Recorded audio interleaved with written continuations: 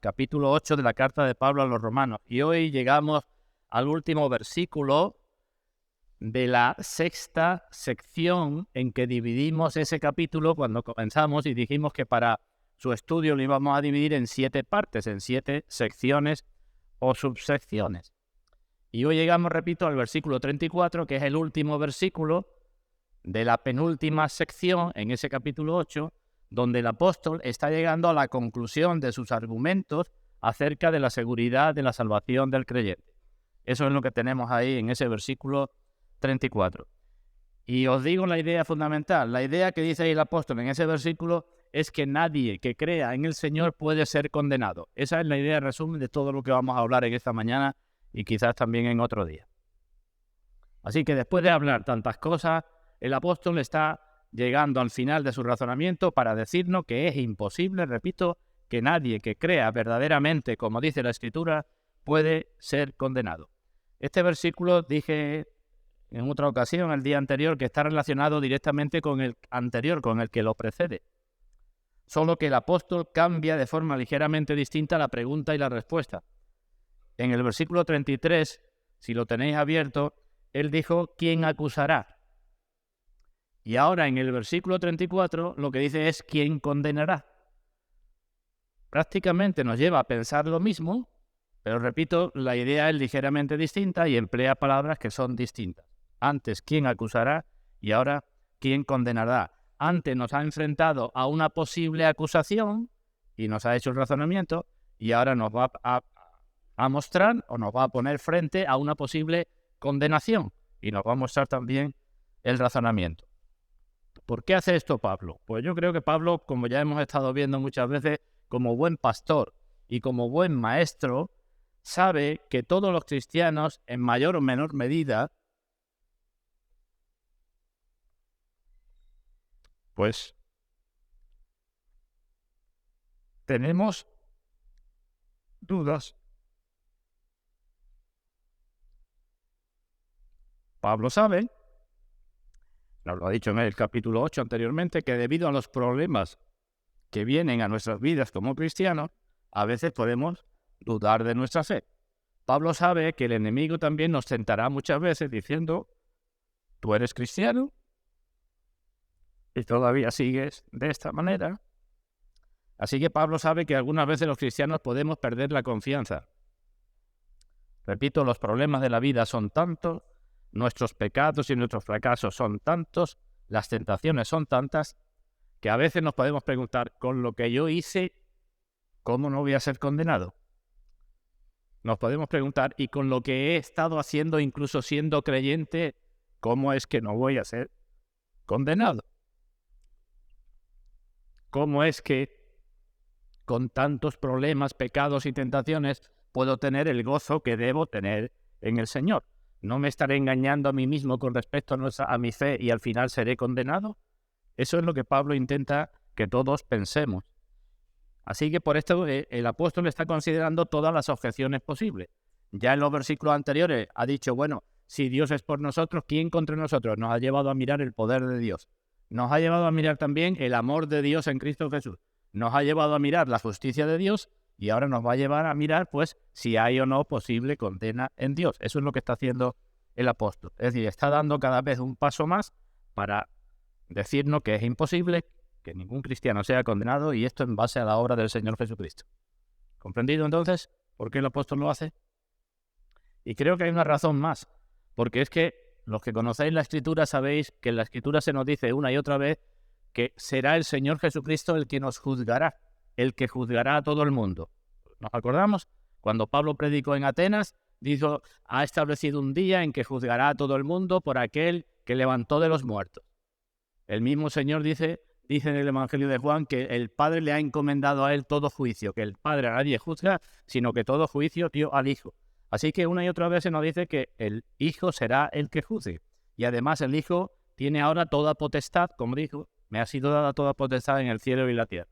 Así que ante un Hijo que juzga y un Hijo que tiene todo poder, decimos, casi como si Dios se echara de lado en el tema del juicio, Dios se quitara de lado, es como si alguien preguntara, muy bien, Dios me ha justificado, versículo 33. Pero ¿cómo sé yo ahora que cuando Cristo me juzgue no va a encontrar una posible acusación contra mí? ¿Cómo sé, cómo puedo tener seguridad de que no voy a ser finalmente condenado? Porque el Hijo que sabe todas las cosas, Dios ha dicho, yo lo justifico, pero después llegará un momento donde todos compareceremos ante el tribunal de Cristo. ¿Cómo sé yo que el Hijo no me va a condenar? Y hay gente, pues, a pesar de ser creyente, que siguen con estos temores pues, durante mucho tiempo. Bastaría con citar un versículo para tener esto claro. En el Evangelio de Juan, capítulo 5, versículo 24, el Señor dijo, el que oye mi palabra y cree al que me envió, oye y cree, y creer en la Biblia es sinónimo de obedecer y tener un tipo de vida. El que oye mi palabra y cree al que me envió tiene vida eterna y no vendrá a condenación, mas ha pasado de muerte a vida. El que va a ser el juez ya dice que el que oye mi palabra y cree al que me envió tiene vida eterna y no vendrá a condenación. Eso lo dice el juez, porque ya ha pasado de muerte a vida. Digo, si hubiera este solo versículo en la Biblia que hablara de este asunto, ya los cristianos deberíamos tener confianza y seguridad suficiente. Pero Pablo nos conoce y sigue en la carta a los romanos, pues ahondando acerca de ese asunto para que nuestra confianza la tengamos en el Señor. Y lo que nos lleva en el versículo 34 es a mirar al Señor no solo en lo que ha hecho, ahora lo leemos, sino en lo que ha hecho por nosotros. Que no miremos al Señor como haciendo una obra independiente, sino que esa obra es por causa de nosotros, por la relación que tiene con nosotros. Eso es lo que nos tiene que mantener. Bueno, pues eso es, digamos, el resumen de ese versículo 34. Vamos a leer la palabra de Dios y vamos a comenzar con su explicación. Leemos Romanos capítulo 8, versículo 31 hasta el 34. ¿Qué pues diremos a esto? ¿Quién puede contradecir esto? ¿Quién puede tener dudas acerca de esto? Si Dios es por nosotros, el Dios Todopoderoso es por nosotros, está a favor de nosotros, ¿quién contra nosotros? Primera pregunta que sería suficiente para que tuviéramos seguridad en nuestra salvación. Si Dios es por nosotros, ¿quién contra nosotros? Segunda pregunta, el que no escatimó ni a su propio Hijo, sino que lo entregó por todos nosotros, ¿cómo no nos dará también con él todas las cosas? Si el amor de Dios está con nosotros hasta el punto de que entregó a su propio Hijo por nosotros, ¿cómo no nos dará también con él todas las cosas? Poder de Dios con nosotros, amor de Dios con nosotros. Versículo 33, tercera pregunta. Si Dios es el que justifica, si Dios es el que declara que una persona es justa, ¿quién acusará a los escogidos de Dios? Y ahora versículo 34, digo, el final de su razonamiento.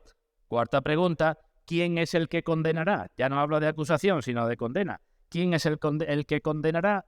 Si Cristo es el que murió, más aún el que también resucitó, el que además está a la diestra de Dios, el que también intercede por nosotros. Ahí tenemos de nuevo grandes argumentos de nuestra fe, de la fe cristiana, que tendremos que analizar, pero antes vamos a pedir la bendición de Dios. Vamos ahora. Padre nuestro, una vez más te damos gracias porque nos permites estar en tu presencia y una vez más te damos gracias por tu gloriosa salvación, como hemos leído en nuestro Señor Jesucristo, tu Hijo. Gracias porque eso es algo que nosotros nunca podríamos hacer, ni podríamos imaginar cómo hacerlo, ni podríamos desearlo ni siquiera, porque eres tú el que ha puesto todas las cosas en nuestros corazones. Y con esa gratitud venimos ante ti en esta mañana, Padre, y pedimos que tu Santo Espíritu obre en las vidas y en los corazones, en las mentes de todos los presentes, de los que decimos que te conocemos y de aquellos que no te conocen. Y si es tu voluntad, Padre, que tú te glorifiques en esta reunión, en esta mañana, y te glorifiques avivando tu obra y extendiendo tu salvación a más personas. En el nombre de nuestro Señor Jesucristo. Amén. Así que, versículo 34, la pregunta es, ¿quién condenará?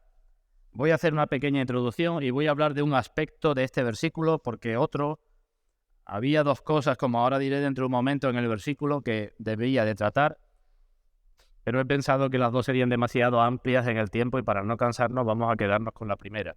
Así que, pregunta, ¿quién condenará? Lo primero que hemos de tener claro es a qué juicio está haciendo referencia el apóstol. Y todos creo que tendremos claro que está haciendo referencia al juicio final, ¿no? Porque a los cristianos, a lo largo de la historia, e incluso hoy, hay muchas personas que lo han condenado y lo han matado. Así que no puede decir quién condenará, porque hoy día los cristianos están siendo condenados, encarcelados y muertos. Así que no debe de haber duda que está haciendo referencia al juicio final. Santiago, por ejemplo, en su carta, hablando de los ricos opresores, dice: habéis condenado y dado muerte al justo. Había personas que habían condenado y dado muerte a los justos. Así que no puede ser a ese tipo de juicio el que esté haciendo referencia el apóstol Pablo aquí. Y el Señor Jesucristo dijo también en una ocasión, hablándole a los suyos y los problemas que tendrían por ser cristianos, lo tenemos en el Evangelio de Juan, dijo el Señor: os expulsarán de las sinagogas y aún viene la hora cuando cualquiera que os mate pensará que rinde servicio a Dios. Y el Señor dice: los hombres os van a condenar, os van a matar, pensando que están sirviendo a Dios, e incluso si os pudieran echar en el infierno, os echarían en el infierno. Así que no está hablando de ese tipo de condenas. Y el Señor Jesucristo también dijo en otra ocasión que no temamos a los que matan el cuerpo, a los que aquí en esta vida nos pueden condenar, incluso nos pueden matar. Que no temamos a eso, sino que temamos al que tiene poder para echar el alma y el cuerpo en el infierno, es decir, al que puede condenar. Así que creo que está claro para todos, ¿verdad?, que el apóstol Pablo, cuando dice ¿quién condenará?, está haciendo referencia al Tribunal Supremo en el cielo. Primera cosa, ¿verdad? Si tenéis abierto la Biblia en el capítulo 8, el apóstol empezó con esto mismo en el primer versículo de ese capítulo 8, porque comenzó diciendo: ninguna condenación hay para los que están en Cristo Jesús. Ya ha hablado de esto. Lo que pasa es que ahora lo enfatiza pues con preguntas y respuestas para que lo tengamos más claro. Así que, a pesar de que hay muchos falsos maestros que dirán que la salvación se pierde, a pesar de que hay religiones, podemos decir entre comillas, cristianas, que dicen que nunca se puede estar seguro uno de su salvación y que ya veremos cuando me muera qué es lo que va a hacer Dios conmigo, a pesar de eso, y a pesar de las dudas que podemos tener, y como he dicho antes, a pesar de los ataques de Satanás que nos pueden poner esas dudas, a pesar de eso, aquí tenemos un gran descanso, debemos tener un gran descanso para todo cristiano penitente, para todo cristiano que reconozca sus culpas delante del Señor. Y tenemos aquí algo que debe servir de gran alivio para nuestras tristezas, porque nada ni nadie puede ocupar el trono de Dios, ni nada ni nadie puede quitar lo que Dios ha dicho, ni decir lo que Dios ha dicho. Eso es lo que tenemos aquí. Así que Romanos capítulo 8, versículo 1, o Romanos capítulo 8, versículo 34, lo que nos está diciendo el apóstol es que dependiendo de si estamos o no estamos en Cristo, caemos o no caemos. Eso es lo que nos está diciendo. Y eso es lo que tenemos que meternos en la cabeza siempre. Lo que nos está diciendo, por lo que hemos leído, es que si Dios, que envió a su Hijo para morir por nosotros, y que lo resucitó, y que lo sentó a su diestra, y que intercede por nosotros, si Dios hizo todo eso, es imposible que el Hijo, ahora, cuando actúe como juez, nos condene. Eso es lo que nos está diciendo el apóstol. No envió, dice el mismo Señor, Dios a su Hijo al mundo para condenar al mundo, sino para que el mundo sea salvo por él.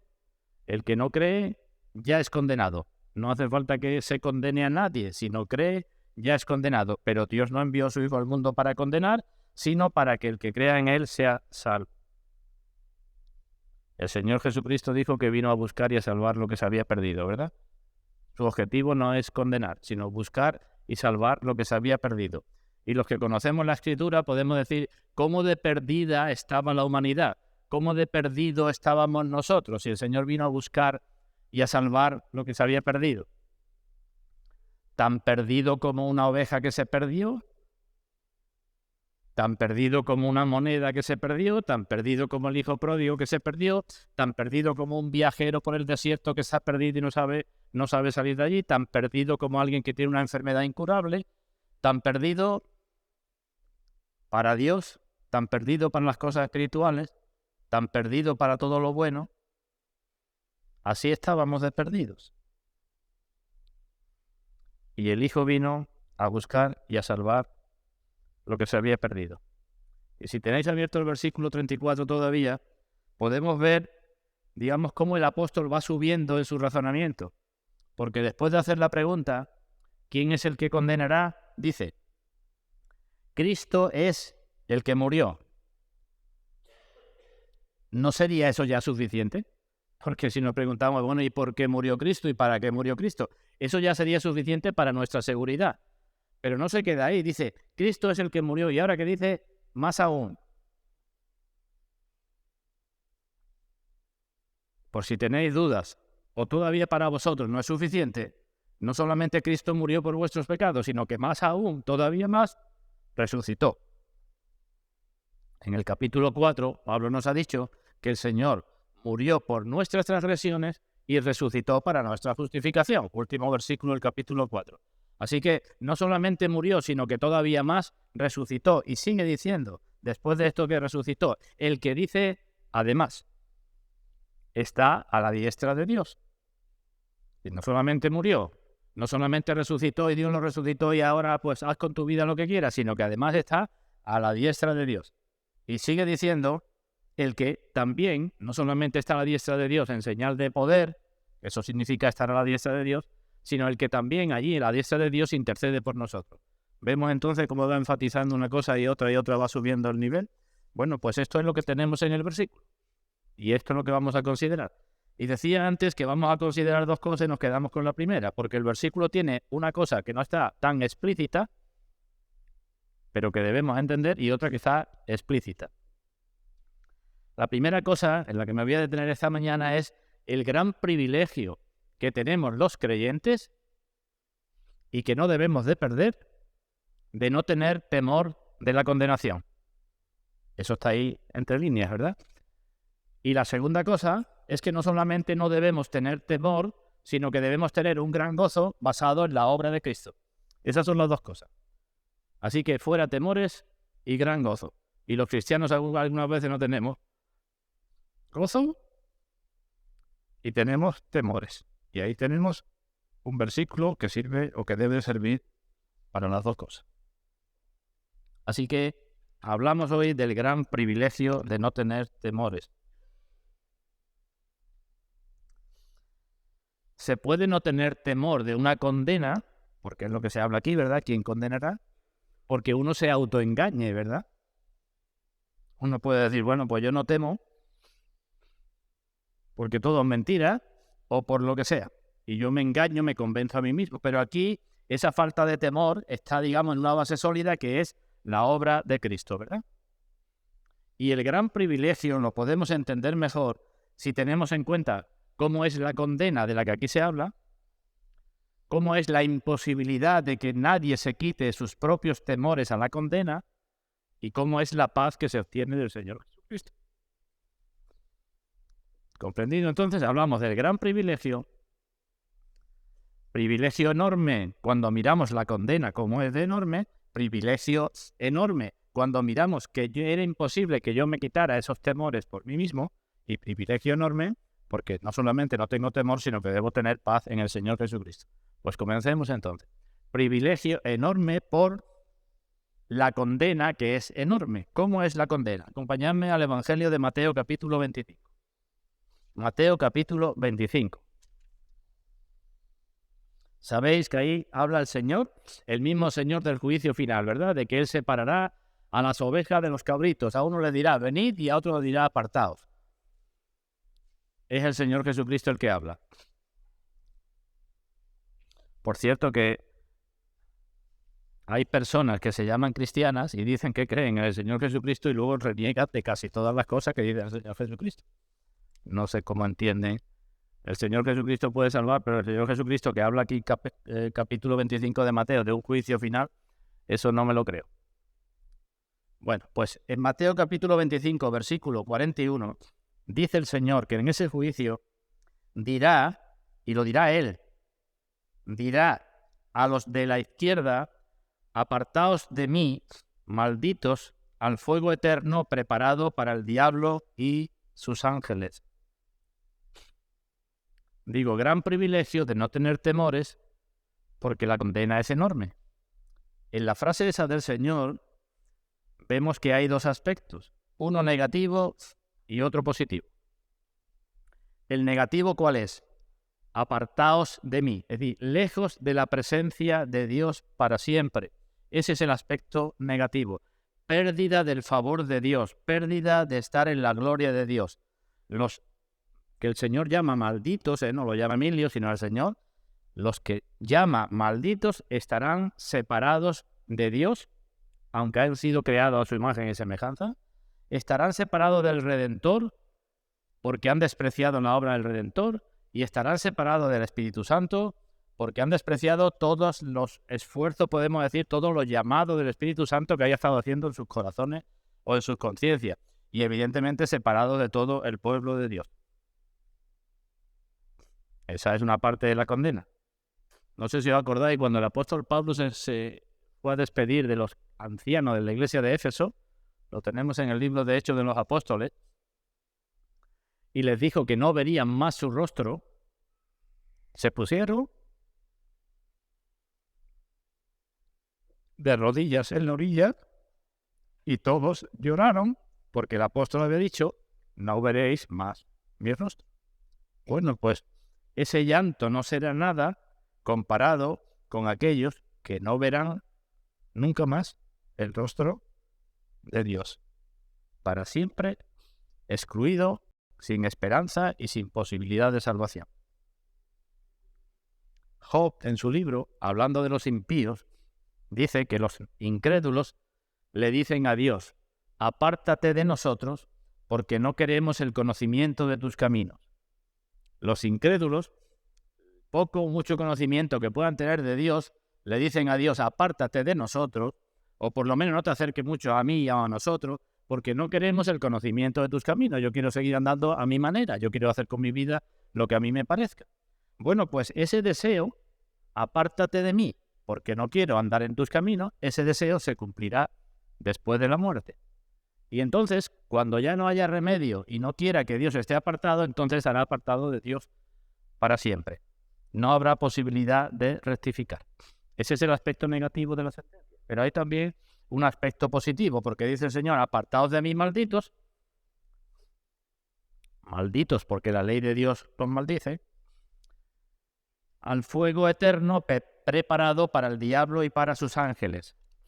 Los que no han querido, los que no quieren, dice la Escritura, el fuego purificador del Espíritu Santo, los que no quieren que sus vidas cambien, los que no quieren que se les muestre sus pecados, arrepentirse de sus pecados y vivir en santidad, los que no quieren así, los que no conocen, como dijo el Señor cuando fue a entrar en Jerusalén, los que no conocen el día de su visitación, los que rechazan lo que es para su paz. El Señor cuando entró en Jerusalén decía eso y lloraba. Pues los que funcionan así, que no se dan cuenta cuando Dios le está hablando y que están rechazando lo que es bueno para ellos, pues no quieren ese fuego purificador, algún día tendrán un fuego atormentador, el fuego preparado para el diablo y para sus ángeles. Y en Lucas capítulo 16 tenemos a aquel rico que precisamente cuando estaba en el Hades le decía a Abraham, pues manda a mis hermanos que vayan algunos, porque estoy aquí en este tormento, estoy atormentado en esta llama. Así que esa será la condición, un fuego eterno que no tendrá fin. Eso es tremendo, ¿verdad? Muchas veces en nuestra vida las aflicciones creemos que no tienen fin. Hay algunas que se prolongan muchísimo tiempo y hay unas que vienen detrás de otras. Y decimos, ¿no tendrá esto fin nunca? Pero no hay ninguna aflicción en la vida de un creyente que no tenga fin. Todas terminarán, más tarde o más temprano. Si terminan antes de la muerte, mejor, pero si no, terminarán con la muerte. Pero este fuego, dice el Señor, es un fuego eterno, una aflicción para siempre. Y dice que es un fuego preparado para el diablo y para sus ángeles, con lo cual nos muestra la grandeza de la miseria de los condenados.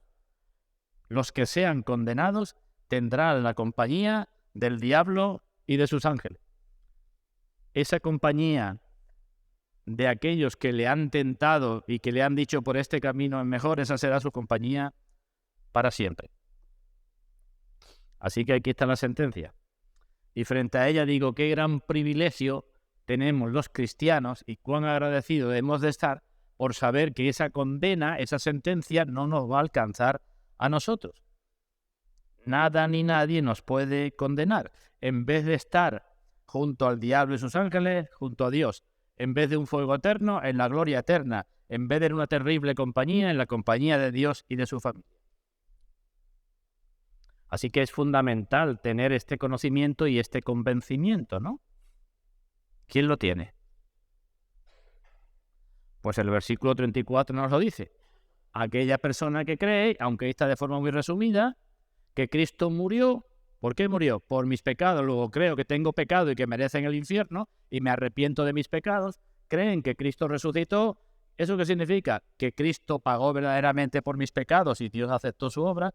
Que Cristo está a la diestra de Dios porque está con todo poder. El que me salvó a mí tiene todo poder y está intercediendo por nosotros. Puede ser el que puede ser la única persona, la clase de personas que pueden tener esta seguridad. No he dicho nada que no supiéramos casi todo, ¿verdad? Y es relativamente fácil decir esto. Pero vuelvo a repetir, es también fácil de que Satanás o nuestras debilidades o nuestros pecados o nuestras aflicciones nos traigan a nuestros corazones dudas. ¿Y qué hemos de hacer para quitar esas dudas? Pues razonar como está haciendo aquí el apóstol. Creo en Cristo porque tal. Y por tanto, no puedo ser condenado. Ese es el razonamiento. Creo porque murió, porque resucitó. En fin, ahí podemos hablarnos a nosotros mismos y decirnos como el salmista, ¿por qué te abates, oh alma mía? ¿Verdad? ¿Por qué te abates o sufres dentro de mí? ¿Verdad? ¿Por qué? No tengo razón para eso. En segundo lugar, para enfatizar este privilegio, hablo no de la dificultad, sino de la imposibilidad de que nadie se libre de esos temores. Yo sé que todo el mundo incrédulo intenta librarse de esos temores. Rechazan la idea del juicio. Mucha gente, hemos hablado con mucha gente, mira, no me hable de nada, sobre todo si es mayor, sobre todo si ya se encuentra mal, sobre todo si ha tenido una muerte cercana, no me hable de nada de esto porque no quiero problemas. Pero eso no quiere decir que se quite el temor de encima, ¿verdad? Ni mucho menos. Lo tiene ahí, lo que pasa es que lo echa de lado. Todos sabemos, todo el mundo sabe que ha pecado y todo el mundo sabe que merece una condenación delante de un Dios justo. Todo el mundo. Por más vueltas que le dé o por más que intente convencerse de lo contrario. Todos estamos condenados por la sentencia de la ley de Dios. Todos estamos condenados por el Evangelio. También por el Evangelio. Dijo el Señor, esta es la condenación. De nuevo de condenación. Que la luz vino al mundo y los hombres amaron más las tinieblas que la luz porque sus obras eran malas. Esa es la condenación. No hace falta que Dios condene a nadie.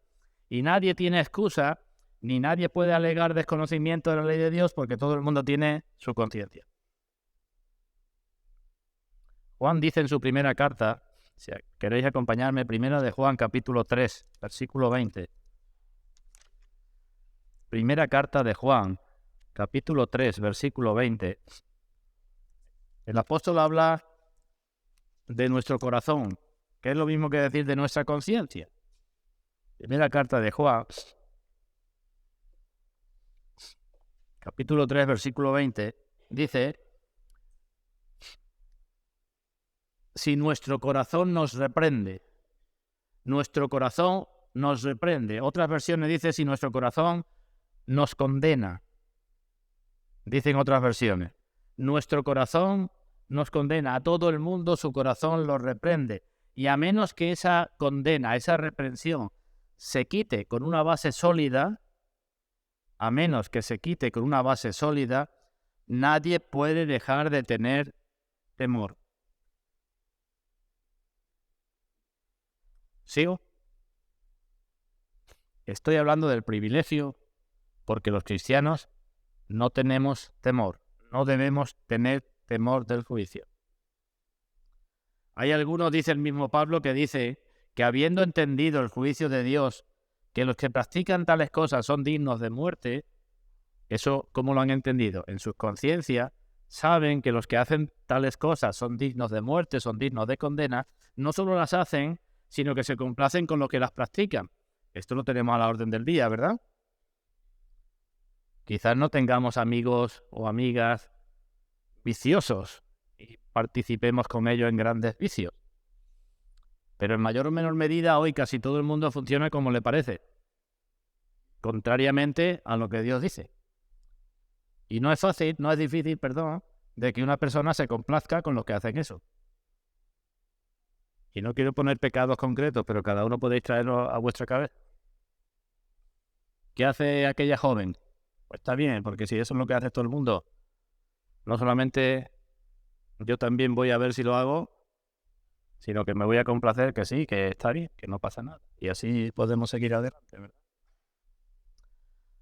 Por tanto, es un gran privilegio no solamente no estar bajo condenación, sino también no estar bajo el temor de la condenación. Las dos cosas estoy diciendo. Tener seguridad de que no somos condenados y tener seguridad porque no tengo temor. Pero alguien puede seguir diciendo, bueno, pues mi conciencia me reprende, mi conciencia me delata o me condena. Y eso puede suceder porque tengamos una conciencia no muy bien instruida o mal educada o mal influida. ¿Qué decimos con respecto a esto, los cristianos?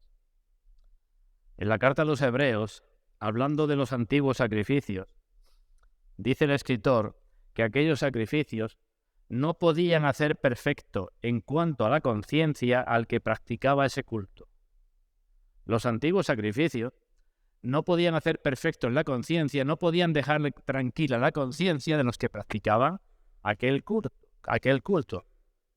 Porque sigue diciendo que si aquello dejara tranquilo ya no se tendría más conciencia de pecado. ¿Eso qué implica? Si comparamos aquello con el sacrificio de Cristo, si aquellos sacrificios no podían hacer perfecto en cuanto a la conciencia a los que lo practicaban, los que creemos en el sacrificio de Cristo debemos tener una conciencia perfecta en cuanto que creemos en el sacrificio de Cristo, ¿no? ¿Veis lo que estoy diciendo? La conclusión que saco. Lo que está diciendo el escritor, ¿no?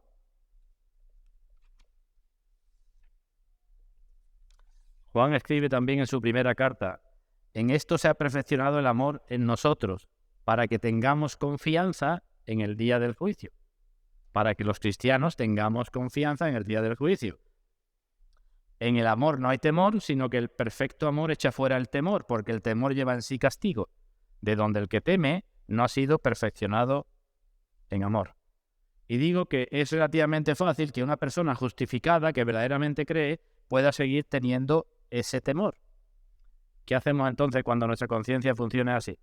Luego voy a decir algo más, pero lo que tenemos que hacer es, pues lo que se hace en la vida normal, cuando una causa se lleva ante un tribunal y no me convence. ¿Qué es lo que se hace? Pues se apela a un tribunal supremo, ¿no? Pues eso es lo que tenemos que hacer con nuestra conciencia. Con esto no quiero decir que endurezcamos nuestras conciencias, ni mucho menos. Pero la conciencia nos puede dar tanto una falsa seguridad como una falsa condena. La conciencia puede que nos absuelva o nos excuse cuando estamos haciendo lo que no debemos, y la conciencia puede que nos condene por nuestras debilidades cuando estamos haciendo lo que debemos. Así que hemos de prestar atención a nuestra conciencia, pero la conciencia no es el juez supremo, ni mucho menos. ¿Cuál es el tribunal supremo al que hemos de acudir? Pues decimos la palabra de Dios y lo que Dios ha dicho y la obra del Señor Jesucristo. Así que es un gran privilegio no estar bajo condena y un gran privilegio no estar bajo el temor de la condena. Y finalmente decía, y es un gran privilegio poder tener la paz en Cristo, lo que dice la segunda parte del versículo. ¿Por qué? Pues y lo digo rápidamente, porque esto hemos hablado en muchas ocasiones. En la cruz de Cristo, a ver, si tuviéramos que tener temor a un tribunal, a un juicio, sería porque el juez es justo, Dios es justo, y porque el juez es santo, ¿verdad? La justicia y la santidad de Dios nos llevarían a temer lo que Dios fuera a hacer con nosotros. Pero en la cruz de Cristo, la justicia de Dios ha sido satisfecha, la santidad de Dios se muestra, y nosotros ya no tenemos que temer ni la justicia de Dios, ni su santidad. Podemos tener paz en Cristo. Del mismo modo, en la cruz de Cristo se ha satisfecho la ley de Dios. Él vino para redimir a los que estaban bajo la ley. Cumplió en su vida la ley y en su muerte también. La cumplió positivamente y la cumplió punitivamente. Isaías nos dice cuánto costó para que nosotros tuviéramos paz. Isaías 53. El castigo de nuestra paz fue sobre él. Pues si fue sobre él, yo tengo que, ante mis dudas y problemas, decirme esto. El castigo de mi paz fue sobre él. Y si ya fue sobre él, será que yo puedo tener paz, ¿verdad? Que debo tener paz.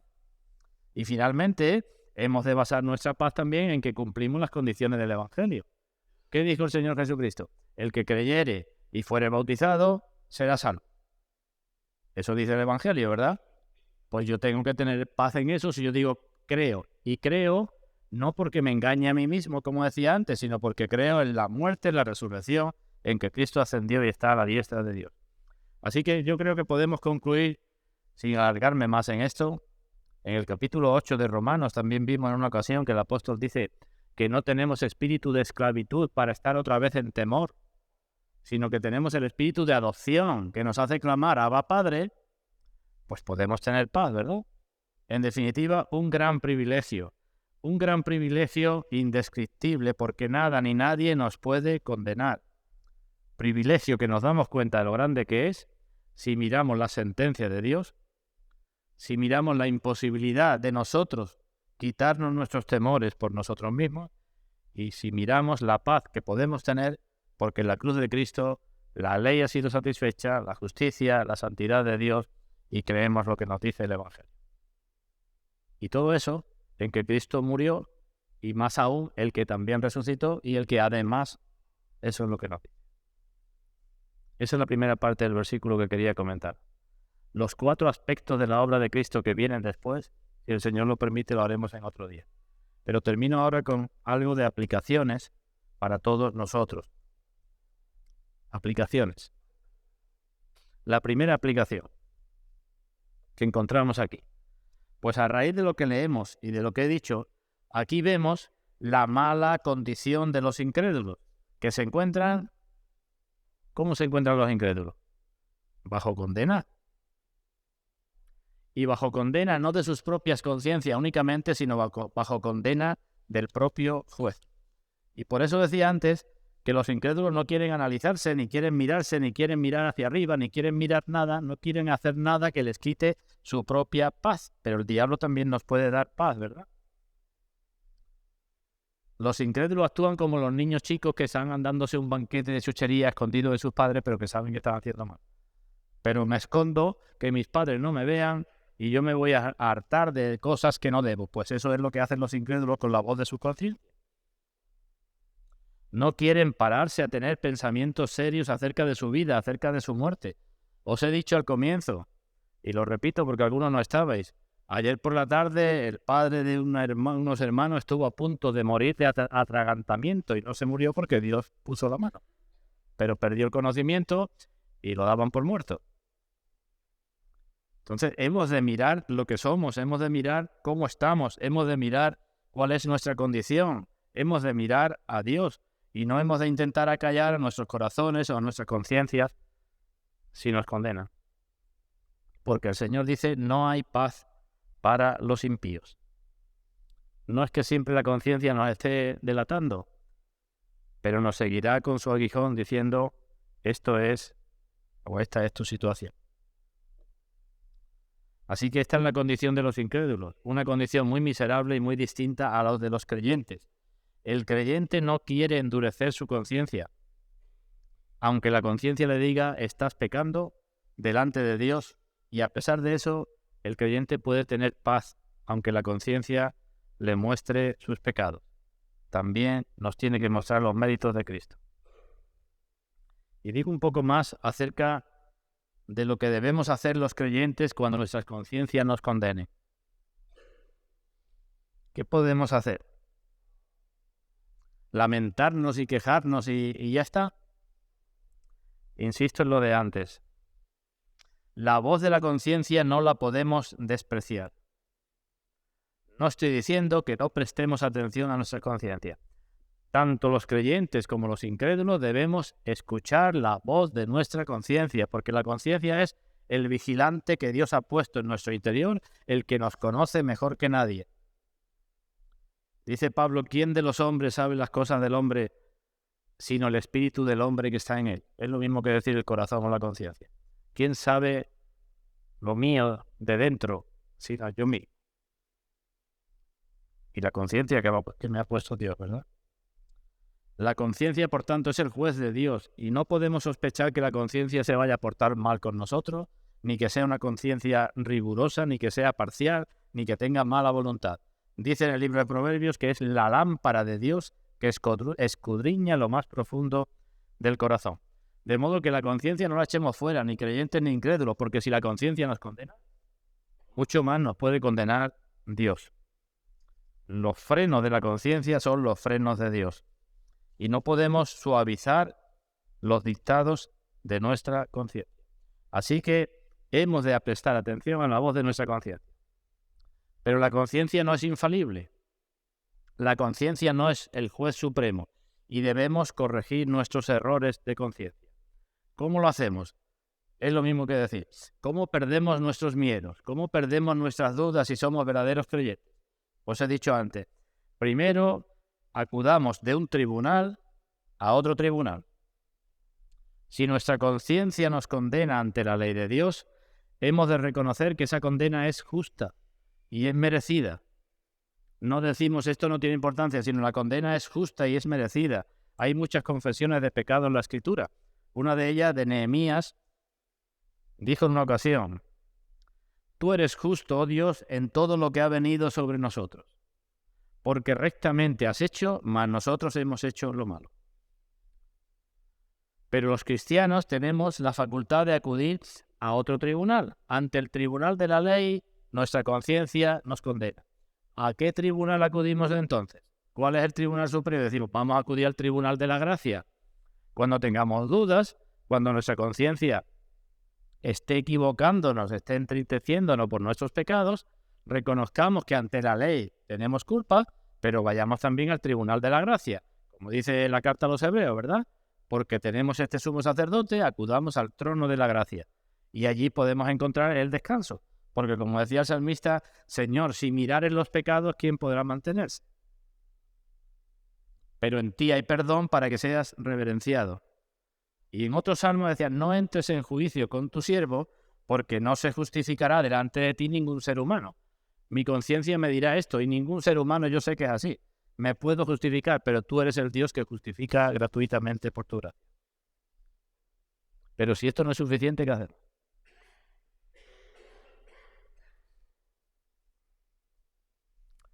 Si todavía no me quedo tranquilo, pues en vez de ir de un tribunal a otro tribunal, podemos ir de un juez a otro juez. De un juez a otro juez. Y decir con Job, en los cielos está mi testigo. Me tengo que examinar y ver si verdaderamente creo y verdaderamente vivo para y por la gloria de Dios. Es imposible que nadie tenga paz y que se quite los temores de la condena si su objetivo en la vida no es glorificar a Dios. Pero si estamos intentando obedecer a Dios, aunque me equivoco todos los días y peco, y mi objetivo es vivir para Dios, para el Señor, no para mí mismo, yo puedo decir, bueno, mi conciencia hoy me está, o lo que sea, pero Dios es mi testigo en los cielos y Dios ha dicho esto de las personas que viven así. Así que no es el juez supremo. Y si todavía no me quedo tranquilo, sí, ¿qué hago? Pues tengo que pensar, tengo que razonar conmigo mismo y ver cuál es mi nueva condición, mi nuevo estado. He leído antes un versículo del Señor que dice, de cierto os digo, el que oye mi palabra y cree al que me envió tiene vida eterna, no vendrá condenación, pues ha pasado de muerte a vida. Ese es el único camino para nuestra paz, como el publicano cuando fue al templo. ¿Qué le decía el publicano? sé propicio, oh Dios, sé propicio a mi pecador. Y dice el Señor que aquel publicano descendió a su casa justificado, no descendió condenado, porque el que se enaltece será humillado y el que se humilla será enaltecido. Pues eso es lo que nos puede dar paz de conciencia, hermano. Y finalmente la tercera aplicación que ha de servir para nuestra tranquilidad es en relación con la ira venidera. ¿Por qué digo esto? Escribiendo el apóstol Pablo a los tesalonicenses, les dijo que ellos se convirtieron de los ídolos a Dios. ¿Nos acordamos de ese pasaje? Os convertiste de los ídolos a Dios para servir al Dios vivo y verdadero y esperar de los cielos a su Hijo, el cual nos libra de la ira venidera. Os convertiste de los ídolos a Dios, ¿ya creíste? ¿Para qué? Para servir al Dios vivo y verdadero y esperar de los cielos a su Hijo, mi Redentor vive, el cual nos libra de la ira venidera. Es decir, los creyentes tenemos el gran privilegio de que el Hijo nos libra de la ira venidera, de que ya no hay condena. Pero yo me tengo que preguntar, ¿y yo estoy librándome, estoy huyendo de la ira venidera? Porque si no, no tendré paz. ¿Cómo huye uno de la ira venidera? Juan el Bautista decía a los fariseos: generación de víboras, ¿quién os enseñó a huir de la ira venidera? Haced, pues, frutos dignos de arrepentimiento. El Señor Jesucristo nos da el gran privilegio de que nos aparta de la ira venidera, pero nosotros tenemos que tener la seguridad y la confianza de que estamos dando frutos de arrepentimiento, de que estamos huyendo de esa ira venidera. Porque si no es así, dice la carta a los Hebreos que la tierra que recibe muchas veces la lluvia, por la cual es regada y que produce espinos y abrozos, una vez y otra vez y otra vez está próxima a ser maldecida, esa es la condena, y su fin es ser quemada. Así que ese es el camino, no es ningún secreto. Las dudas vendrán cada vez menos y con cada vez menor intensidad a nuestras vidas si nosotros vivimos cada vez más para el Señor, en obediencia al Señor, para las cosas del otro mundo. No hay otro camino. Decía el apóstol Pablo, porque nuestra gloria es esta, el testimonio de nuestra conciencia, que con sencillez y sinceridad de Dios, no con sabiduría humana, sino con la gracia de Dios, nos hemos conducido en el mundo. Esta es nuestra gloria, el testimonio de mi conciencia delante de Dios. Así que vendrán dudas, pero el Señor nos dice: resistid al diablo y huirá de vosotros. ¿Y cómo lo resistimos? Con la palabra de Dios. Repito el razonamiento. Creo porque... ¿Por qué creo? Por esto, por esto, por esto y por esto. Entonces, si esto es cierto, fuera dudas, fuera temores. Acompañadme a una última cita en primera carta de Pablo a los tesalonicenses. Primera Tesalonicenses, capítulo 5, versículos del 6 al 11.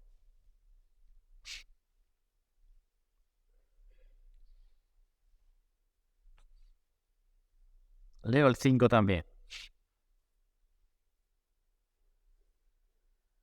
Bueno, leo desde el versículo primero.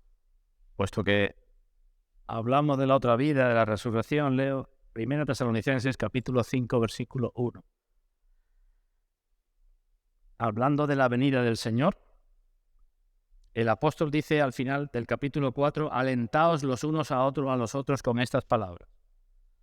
Hay gran cantidad de problemas, hay dudas, hay aflicciones, hay tentaciones, pero el Señor viene.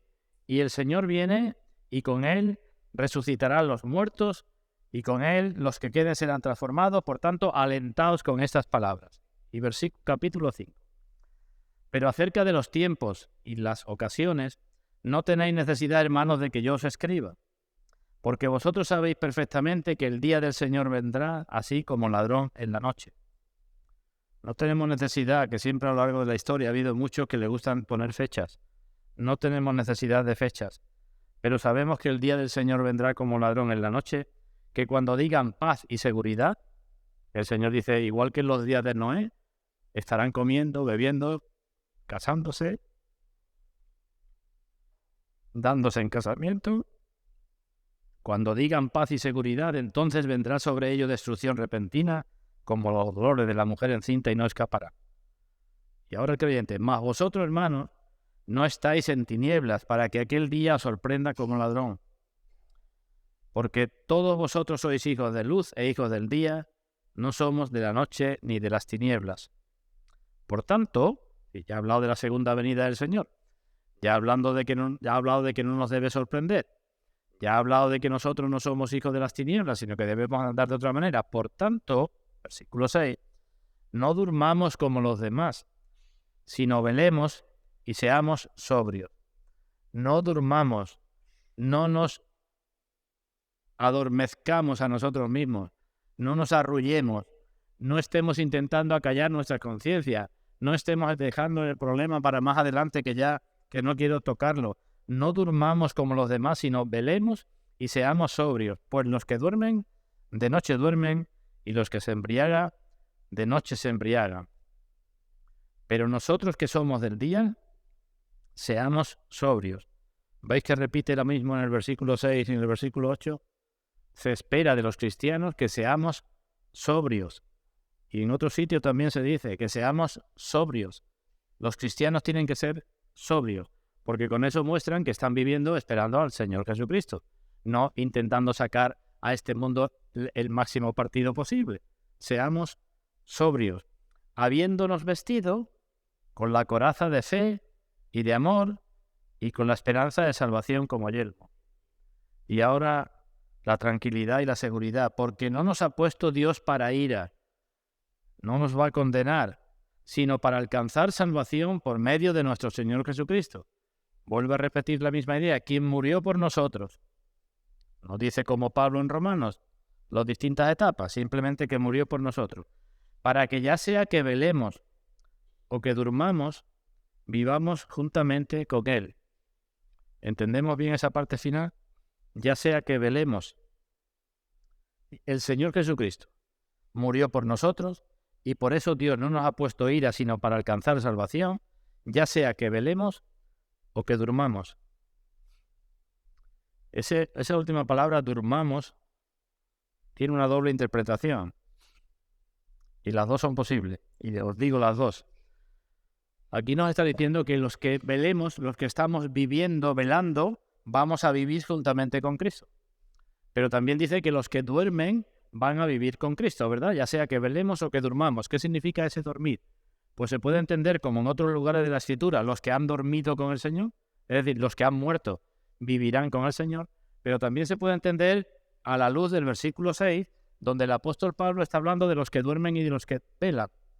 Es decir, ha dicho, no seamos como los que duermen, ¿verdad? Porque los que duermen de noche duermen y los que se embriagan de noche se embriagan. Está hablando de incrédulos.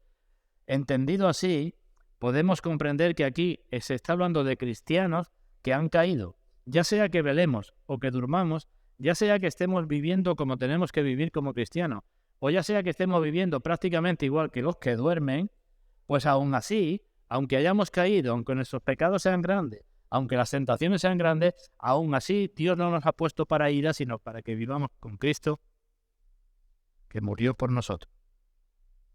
Versículo 11, la conclusión, igual que la del último versículo del capítulo anterior, por lo cual, animaos unos a otros y edificaos unos a otros, así como lo hacéis.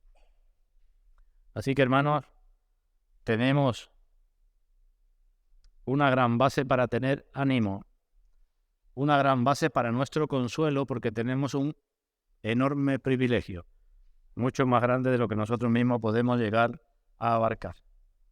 Pues Dios haga que estas palabras las interioricemos, las hagamos nuestras para la gloria suya, que podamos vivir cada vez más a la luz de ese gran privilegio y con el gozo, que de eso, si el Señor lo permite, hablaré el próximo día, con el gozo derivado de ese gran privilegio, porque no tiene mucho sentido decir, qué privilegiado soy, cuántas cosas tengo y cuántas cosas me ha dado Dios, pero ahora vivo machacado.